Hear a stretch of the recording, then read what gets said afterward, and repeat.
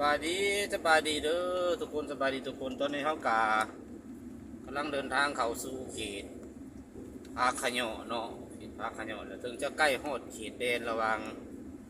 เมืองเซปูนกับเมืองวีระบุรีเนาะจุดนี้เขาก็สิมีภาพบรรยากาศ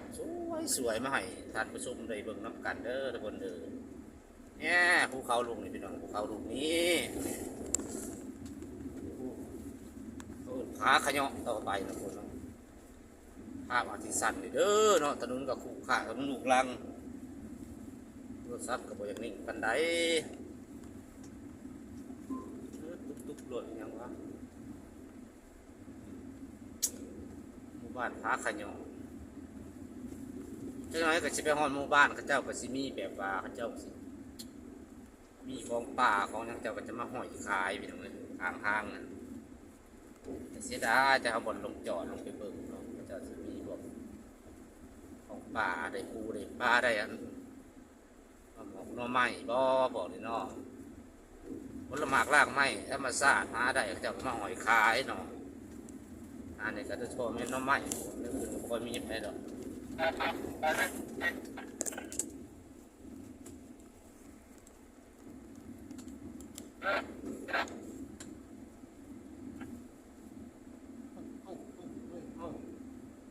ยังไงรถขี่รถวะเนี่ยโอ้ยรถขี่รถ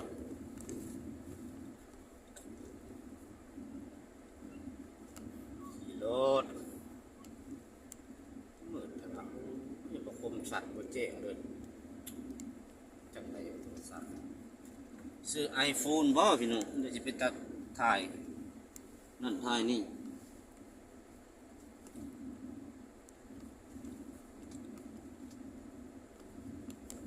มันไอแฟกมันไอโฟน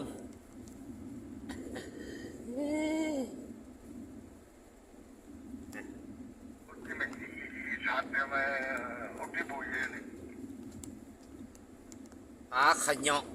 เนี่ยข้างๆก็มีทุ่งนาน้อยๆแต่สิมีลูกออดลายมาในน้องน้ำมีจักมือจิลงถ่ายบรรยากาศมันเขาท่าอยู่เว้ยโอ้เนาะอยากมาแบบบรินำขบวนเด่นสิลงถ่ายโอ้ป่าเพื่อนจานเดี๋ยวเป็นตาถ่ายอยู่เว้ยบ้านแบบดังเดินของกับภูเขาเนาะงามหลายคนงามหลาย